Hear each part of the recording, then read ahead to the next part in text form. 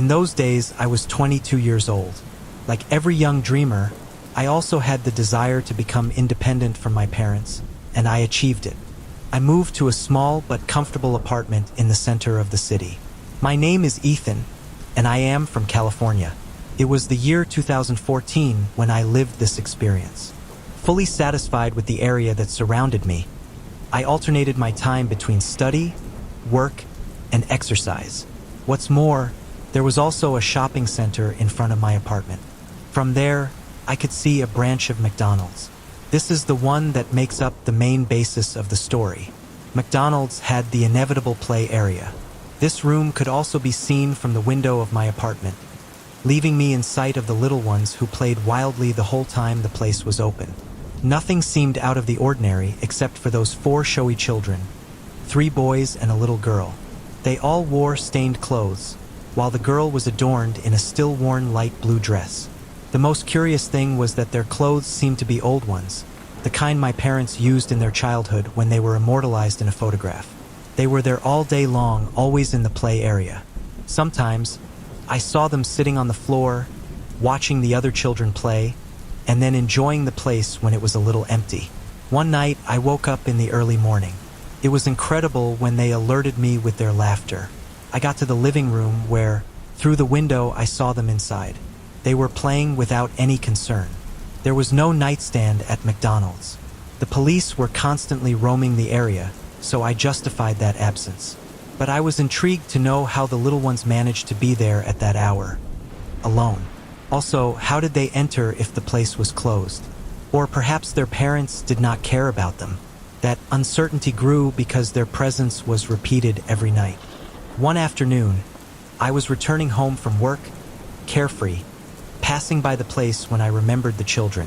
When I turned to look inside, there they were. Only this time, the situation was different from the previous ones.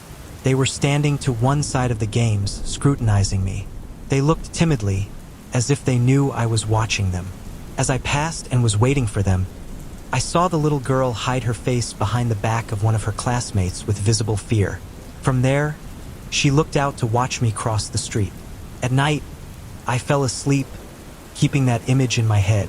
As usual, I woke up out of nowhere, only to go to the window and see them playing in total solitude, almost in the dark. Until one afternoon, tired of the fear that it gave me, I got to the bottom of the mystery. I crossed to the local with the excuse of eating something. As expected, they were also there. After receiving the attention of an unscrupulous employee, I asked her who those children were while I pointed at them with my finger. The girl turned to look back at me and answered, smiling, that they were the children of the clients who took advantage to play in the area. I told her that I was not referring to them, but to the 4 who wore strange clothes and who were always in the establishment in the early hours of the morning. The young woman's smile valiantly disappeared. She apologized and then told me that I had to discuss this issue with the manager. I should wait a few moments while she called him. Of course, I did not understand her behavior at all. Minutes later, the man who would be the manager approached me while I took the first bite of my hamburger. That gentleman revealed to me during the conversation a dire past. Before the shopping center was built, the land was unoccupied. There was only a small daycare center that was built exactly in the same place where McDonald's is now. Many years ago, there was an accidental fire. Only a few children managed to escape the flames. Of the 9 children who were present, it seems that 4 died. Their souls decided to stay in the place. Several people swear they see them. Among them, I was one of the unfortunate ones. I thanked him very much for the explanation, and after a few days, I decided to move from the apartment. If you're enjoying the video, please subscribe the channel for future videos, and like and share with your friends.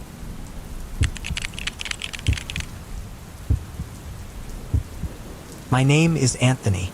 I have always been characterized by being extroverted, as are mostly people who come from the countryside. I am from a state called Texas, but this happened to me in another place which I do not even dare to mention. I started working at a McDonald's whose manager was the same man who employed me as a babysitter in his house. His children had already grown quite a bit, and to give me the chance to earn a little more money, he took me to that place.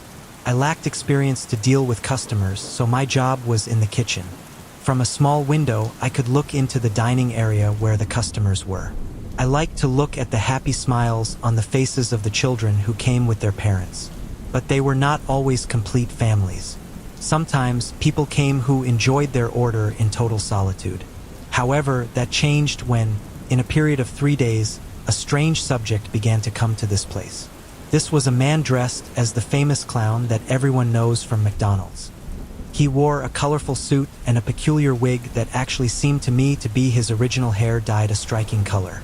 He used to sit at the same table as the people who were alone. He didn't eat anything, he just stood in front of them. I never saw him at the right moment entering the place, but inevitably, I noticed that when he appeared, he did so with the uncomfortable situation of staring at me. Something that I noticed every time I poked my head through that small window. I repeat to you again, I never dared to question anyone about his whereabouts. I considered him as just another employee whose function was perhaps limited to accompanying lonely people, just as he did. Although inside, I knew it could be something more. The first time I saw him, he accompanied a very well-dressed man in a black suit and a neat hairstyle. Without saying a word to the clown, the man left the place after eating, while the clown persisted in observing me with that disturbing look. The next day, he was with a girl who was having a hamburger for lunch. The same thing he did with the woman he accompanied the last night I saw him. I swear that by then, I was already dreaming about him every time I closed my eyes. Only, in my dreams, he appeared much more horrifying. I saw him sitting next to a person at the same table as he did in the store, with the difference that when I approached them, I could see the putrefied body of the customer devouring the food as if he were literally a starving man. I woke up trembling with fear, always with the memory of those damn eyes fixed on mine. The last time I had a nightmare with him, he stopped going to McDonald's. It was recently when I dared to ask my coworkers about the clown. I felt the same stupor that I felt in my nightmares when receiving their answers. The establishment momentarily did not have any employee occupying the clown costume because the one they had died of a fulminant respiratory arrest just a few months before I started working. Below, I will tell you something that I wanted to keep for this moment, so you will understand why I did not say a word when I received the fateful news of his death. As an inheritance from my ancestors, I have the gift of seeing people who no longer belong to this world. But this particular gentleman is not about any being that has ever existed before. When I wanted to look for information about his death, I also discovered another, even more disconcerting news. 3 accidents occurred in the vicinity of McDonald's during the days that I saw the clown, exactly 1 per day, immediately after having contemplated his presence. The well-dressed man from the first day died in a crash where his body was destroyed among the remains of his car, a short distance from the place. The young girl took her life as soon as she arrived home after leaving there, and the woman was assaulted 2 blocks from McDonald's, where a bullet pierced her skull. That clown was not the former employee's soul in pain, or perhaps he was. But for me, it was the same death that was lurking around these people because it was the sad outcome of each one of them who ate alone in their last moments of life. After that event, I stopped working at McDonald's.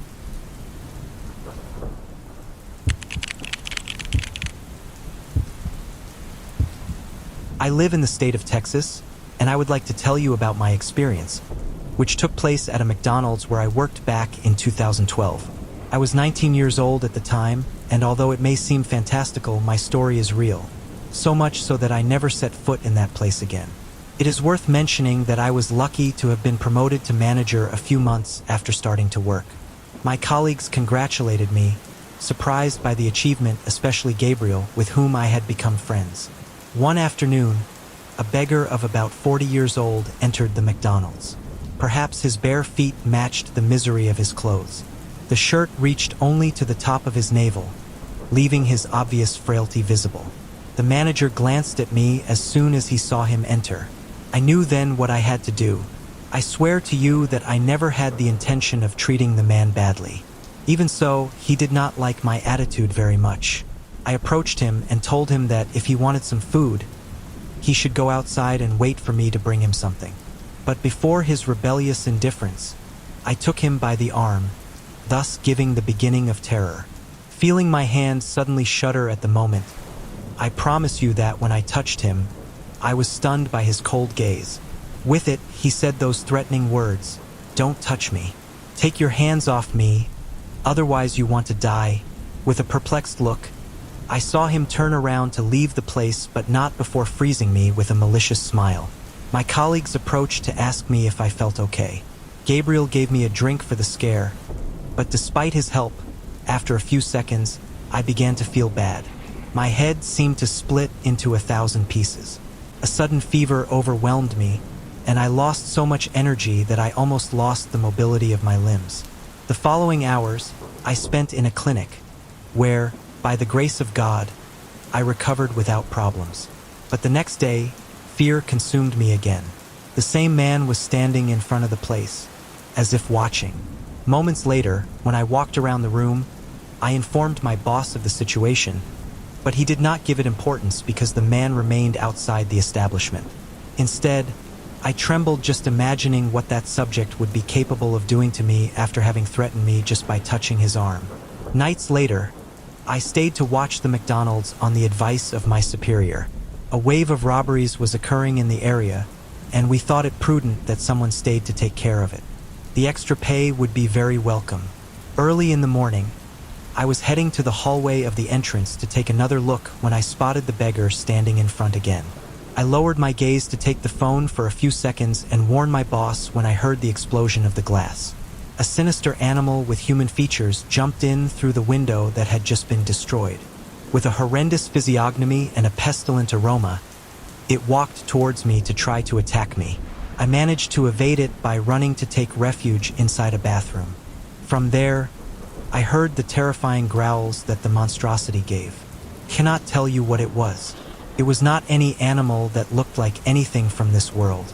It was causing damage and destroying the facilities for a few moments until the silence warned me that it had left. But I preferred to stay in the bathroom until my boss arrived with the police. The next thing I heard from my boss, I did not see it, but I feel lucky for not having done so, was that the police managed to find and take the life of the animal. According to the description I provided, they assured me that it was the same beast that tried to attack me. But what happened to the body afterward paralyzed all of us who worked at McDonald's. According to the officers, with notable horror on their faces, they said that the animal was surely a witch because, once it was lifeless, it returned to its human form. My boss recognized it from the photos when he went to testify. He swore to me that it was the same beggar who had entered McDonald's. This has been the most terrifying and unusual experience I have ever lived.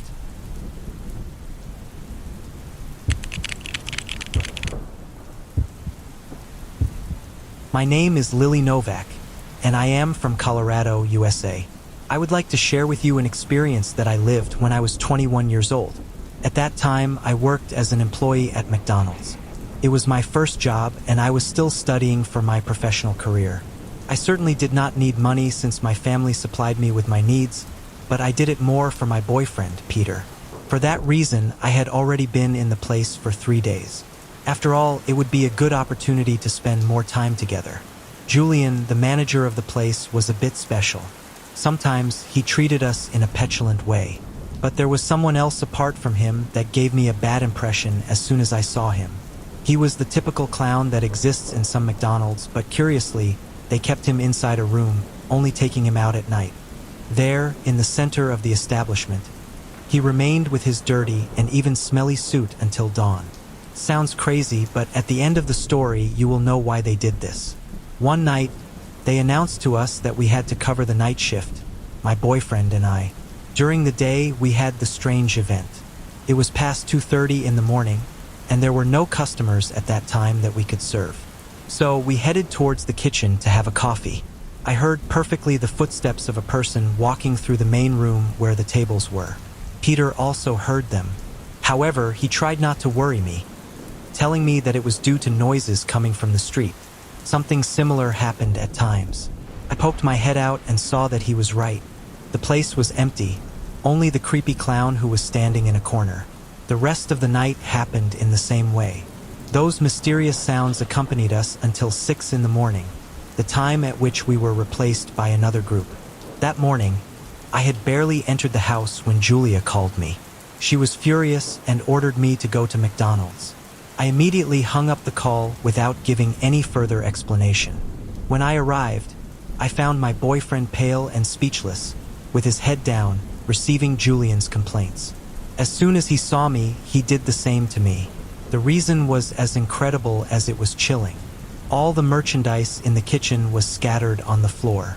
Some of the utensils were broken.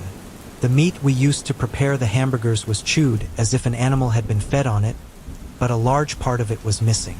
The employees who replaced us assured that they found the entire place like that after we left, which was pure madness.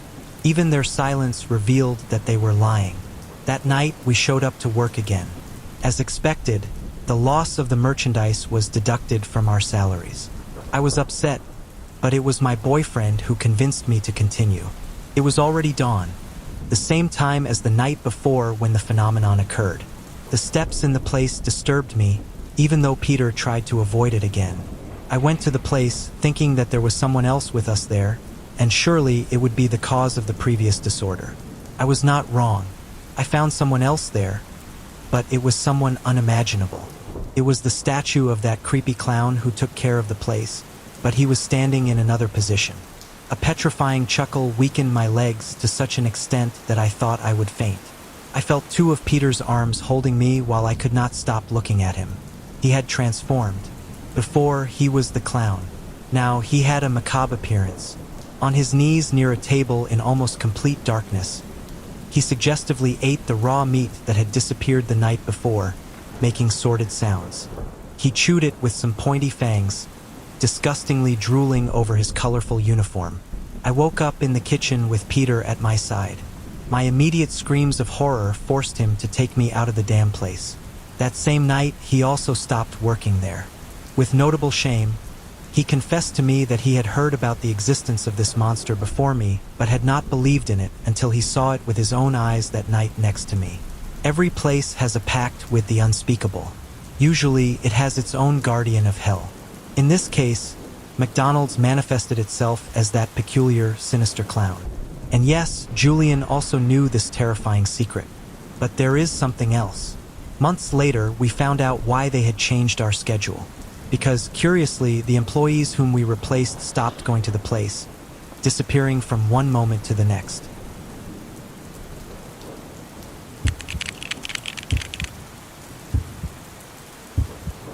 I would like to talk to you about something that happened to me while I was working at a famous McDonald's chain. I won't share my name so that I'm not identified or associated with this story. It's been a while since I left that place, but one night, I saw something terrible that I don't think will ever be repeated in other food places. Although the confessions I find online sometimes tell me otherwise. I was barely 18 years old and looking for the best way to bring money home while studying. So, I thought a job at a place like that would be perfect. Since the afternoon night shift paid better and I went to school in the morning, I thought it was the best option. I applied and got the job. I had been working there for approximately a year when they told me I had to stay until closing one night. That special day, they would take merchandise that had to be stored to prevent it from being music. Normally, deliveries were made much earlier. I didn't understand exactly why this was happening, but I wasn't in a position to ask for details. At the agreed time, the transport arrived. The man who got out of the truck looked a little strange. He was unkempt, with a beard that looked several days old, and his body was covered in animal fat. There were also some blood stains on his shirt, which scared me a little, but since we were going to receive meat, I didn't think it was too strange. He gave us the cargo manifest. The manager began to check the boxes as we unloaded them and signed it to confirm we had received everything. He asked us to leave the boxes in the freezer and stayed outside talking to the man. He was smoking cigars quite comfortably while Miguel and I continued stacking meat in an environment that forced us to wear sweaters. While I was placing one of the boxes on top of the others, it suddenly opened. The bottom of the one I was holding gave way, and I immediately thought, "This is bad luck." Felt as if the whole world was turning against me. I thought they were going to scold me for having to pick up the meat and throw it away. But then, I saw something in the middle of that cold and darkness. A finger rolling on the floor.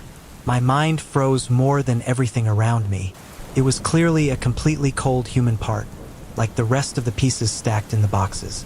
Couldn't have been a mistake since it came from a package of hamburgers that had accidentally broken. It was a small piece, almost childish, that was simply there on the floor. Miguel and I remained silent. We didn't know how to react. I thought about telling the manager who came in at that moment.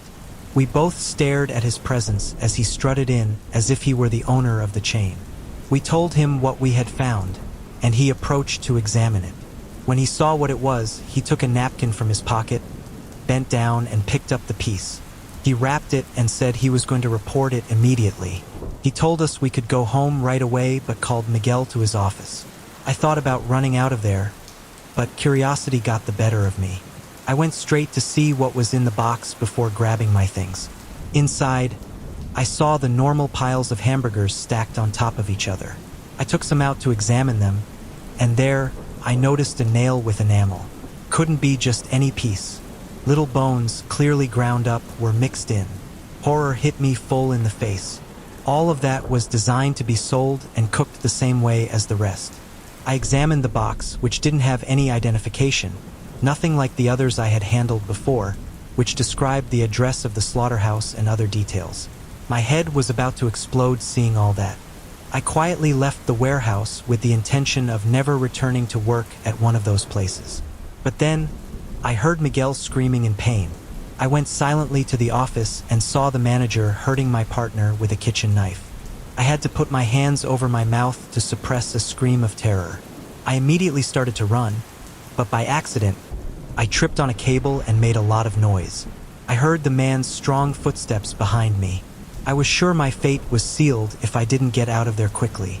I barely managed to get up and take 2 huge steps to gain speed. I crashed into a wall because the darkness didn't let me see well. I turned around to see the man just centimeters from me. He slashed at me with the knife, grazing my cheek and drawing a little blood. I kicked him, hit my mark, and was able to run away again. I got lost in the city and arrived home, where I told my mother everything that had happened. When they called her to find out if I was going to work, she denied that I even lived there. In a short time, we moved. I still have nightmares about that day, about how I was almost killed by a person driven mad by something that didn't matter. It wasn't my fault, and obviously, I have not eaten at that chain's restaurants again.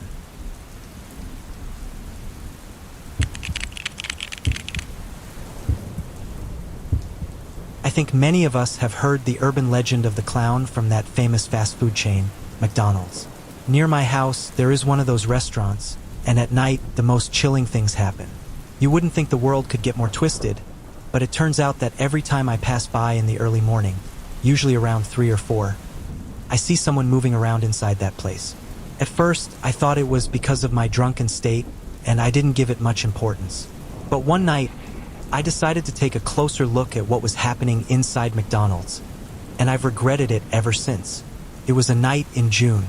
I don't remember the exact day, but I think it was after Father's Day. I was returning from a party with a friend. She was much more intoxicated than me and decided to go see if the restaurant was open because she wanted French fries. With the little strength I had left, I told her no. We should go to my house instead, where we could get something from the fridge. But before I could take her hand, she was already in front of the window, leaning against it. Her long legs were in a pair of thin heels, and she wore a tight dress. She could barely open her eyes, but was knocking on the window and asking for service. I pulled her by the arm, telling her that no one was there, that everything was closed, and that we should leave before security was called. But her eyes lit up when she saw the silhouette of a person running back and forth behind the bar. Her smile split her face. She was so happy to think that someone could grant her wish that she began banging on the glass. Even though I was just as drunk, I understood that it was 3 or 4 in the morning and that what she wanted wasn't possible. The place closed at 11 at night. I told her, with my eyes half closed, that we should go home. I noticed I was slurring my words, so I couldn't think of anything else but to retreat to a safe place. Then that shadow finally noticed us. It paid attention long enough for me to realize that the being wasn't human. It had the shape of a person, a man more or less tall, but its face looked like a clown mask.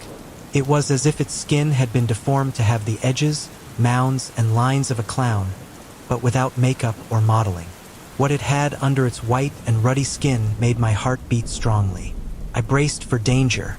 Immediately, I sobered up and observed carefully. The glass was moving, undulating in our direction like a snake hypnotizing its prey. My friend was falling under its spell. Instead of being scared, she looked at it with ecstasy, while for me it was horrifying. I could see its eyes light up like two flames, staring at us like a tiger calculating how long it would take to devour its prey. Or at least that's what my brain was telling me. It screamed at me to get out of there immediately, but I didn't want to leave my friend at the mercy of something so horrendous. When a light finally illuminated it completely, I realized it was opening a jaw full of sharp teeth that extended beyond its lips, reaching the back of its head. The worn yellow and red suit it wore only made everything more terrifying. The entire being sent chills down my spine. Its jaws were like those of a huge reptile snapping toward us. But in a single logical moment, its teeth crashed against the glass without breaking it, leaving behind small marks of destruction. My friend woke from her trance and screamed like she was possessed.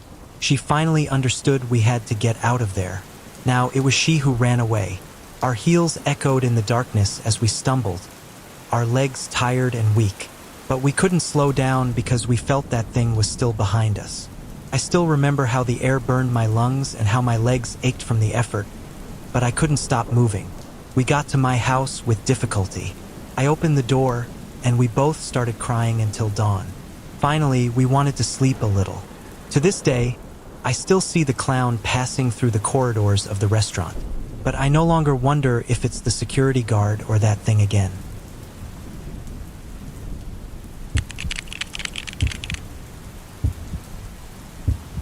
This story is about an experience I had as a manager of a McDonald's restaurant. It's a position I've earned through hard work, and it makes me proud. But sometimes, things get a little gloomy, especially after my wife passed away. It was around the year 2020 when the pandemic we all know was rampant in the world. Unfortunately, my wife, Josephine, was one of the many victims of the disease. We lived in Zacatecas, the capital of the state of the same name. Around here, health services were greatly overwhelmed since everyone got sick at the same time, and there was no way to handle things properly. There were no material resources or even the basic necessities to care for so many patients. To keep this part of the story short, after 2 weeks of being sick, Josephine died without anyone being able to see her in the hospital. There was no way for her to know how much I loved her. When we met as adults, she was 50 years old, and I was 55. We didn't have children, so all I had left was the memory of her hands on my face every morning when I left for work and her sudden calls around noon to encourage me to feel better and do my tasks efficiently. The days following her death, I found myself absorbed in work. I think it was my way of coping with the emptiness I felt when I returned home to see the empty space where she should have been sleeping. Everything reached such a critical point that, in my head, nothing else could exist but the restaurant. Soon I was sleeping there. I locked myself in the office to sleep a couple of hours, bathed in the employee showers we had for emergencies, and ate whatever was left over at the site. I began to feel worse and worse from so many soft drinks and salty foods. Little by little, I didn't know if it was because I was losing my sanity or because things were truly supernatural. I began to notice that some gadgets in the office appeared in the strangest places. I could swear I had left them somewhere else, but there was always a pen next to the fryer or in dangerous spots. Gradually, that being began to take shape. At first, it was a shadow wandering in the darkness of the place, illuminated by the signs outside.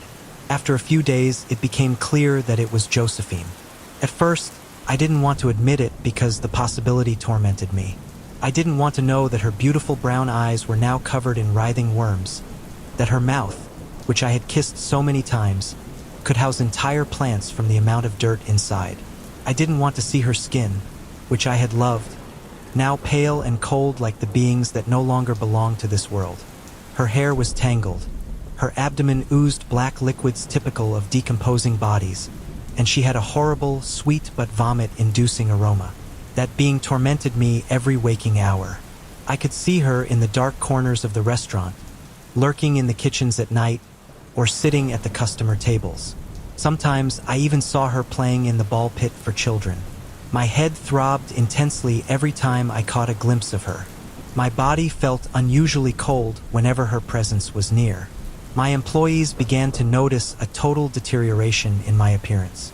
I already looked like a dead person, but they didn't dare say anything, at least not until Josephine appeared to one of the girls while she was cleaning. Finally, someone could talk to me about the subject. Kimberly, the girl who saw the specter, told me she doubted it was my wife. After all, loved ones normally don't want to scare us that way. She suggested I bring a priest from the church or something similar to banish that demonic being and bring us peace.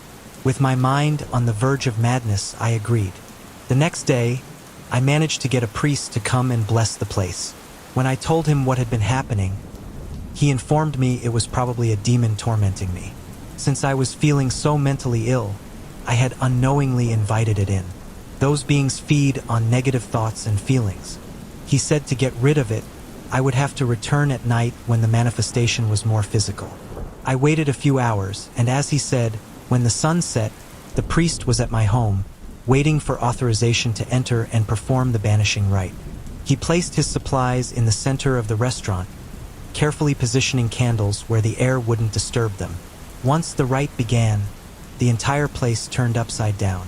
The stove lit up, throwing out flames. The soda machines sprayed soda in all directions, and the lights flickered like crazy. Halfway through the rite, that being appeared before us. As the priest prayed, it transformed into an entity with horns and red skin, yelling obscenities at him. It claimed it would never leave my side and that Josephine was suffering in hell. Finally, the priest expelled it from the place and advised me to pray every day to feel better. He added that I shouldn't believe the demon's lies about my family being in hell. Those were classic deceptions of such beings.